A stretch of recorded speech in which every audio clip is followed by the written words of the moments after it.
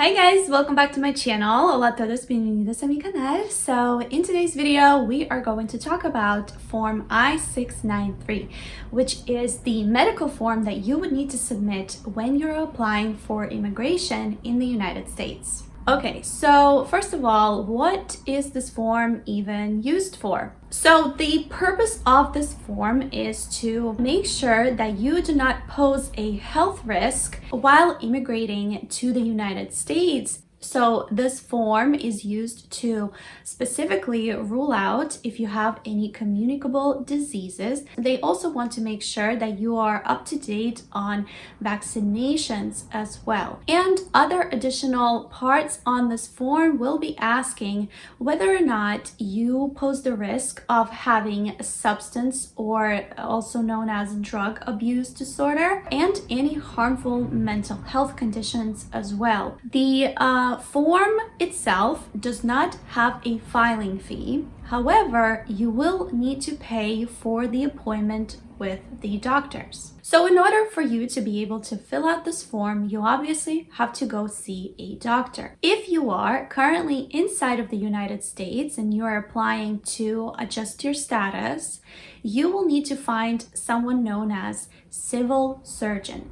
A civil surgeon is a doctor, a physician designated by uscis to perform these kind of immigration physical exams. If it is completed by someone who is not a uscis designated civil surgeon, this document will be invalid. If you are outside of the United States, you will need to find someone known as panel physician, which is also a similar doctor, but in the country in which you have applied from and where you will have your immigration interview. And the panel physician will also examine you the same way and fill out the same form. Let's talk about when you should submit Form I-693. I-693 is technically required with your adjustment of status application. However, based on the research that I have done, I saw that it is not a very common practice to bring this medical document right away. A lot of people actually prefer to submit it later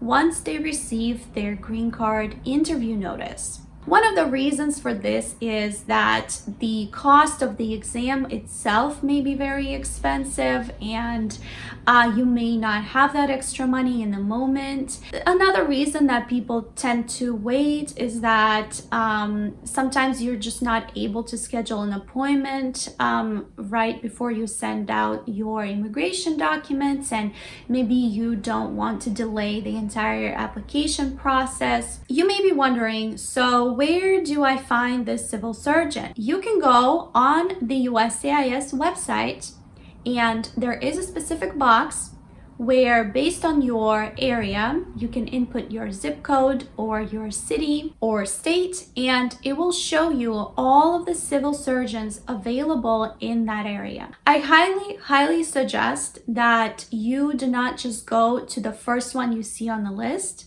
I had to call about 5 different numbers before I was able to find one that could schedule me early enough for all of these documents to be submitted on time. For a lot of people, when it comes to doing this kind of immigration physical exam, they will probably do some blood work to determine that you don't have any communicable diseases, and the blood work typically will take a while. So you want to plan accordingly and not to schedule this medical appointment too close to the date of the interview, unless of course you do not have a choice. So another note to make is that the medical exam is not typically covered by insurance. You will have to pay a significant amount of money to do this physical exam. And there's not a specific price range of how much this physical exam will cost you. However, it will be a few $100s,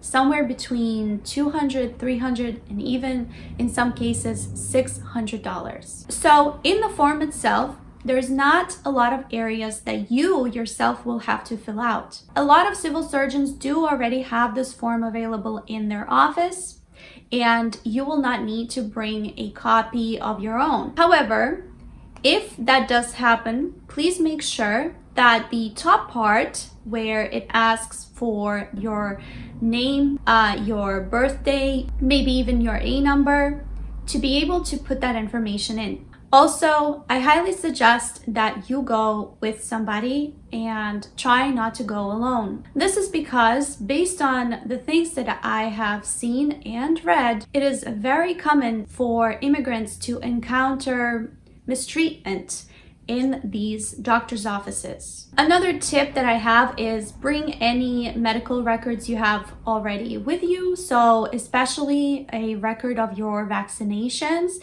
it will be extremely helpful to them. If you are missing vaccinations, they will have to give you vaccinations that are missing. So keep that in mind. And usually there is an upcharge for every extra vaccination that they have to give you. Also, double check all of the information before they put it in the envelope and seal it. Make sure that they have spelled your name correctly. When I went to the civil surgeon to fill out my medical paperwork, I did give them the spellings of my name, and I told them that they should be using one specific spelling that I have been using for all my other USCIS forms. And when I came back to pick up the forms, I saw that my name was misspelled completely, just botched. And so I pointed it out to the person signing off on these documents, and they were very rude to me about that. I noticed that my alien number was missing, so I told them, I gave you my alien number, you should probably write it in. And again, the receptionist gave me a lot of attitude. She was scoffing at me again. So it is your right to review the paperwork before it is sealed, and it is your right to request a copy for your own records. And if they tell you that you do not have that right, that is not true. If you have an issue with your civil surgeon, if you feel mistreated, you can report them to your state's medical board. You can also report them to your USCIS field office as well. And also keep in mind that you have a right to bring your own translator. So as far as I believe, this is all information that you need to know for this form. This one is fairly straightforward in terms that there's not a lot of work that you personally have to do on this form. However, please make sure that you double check that all the information is filled out correctly, and also that it is signed both by you and the civil surgeon. So I hope you found this video useful. Subscribe to my channel if you have not already, and I hope to see you in my next videos. Adios!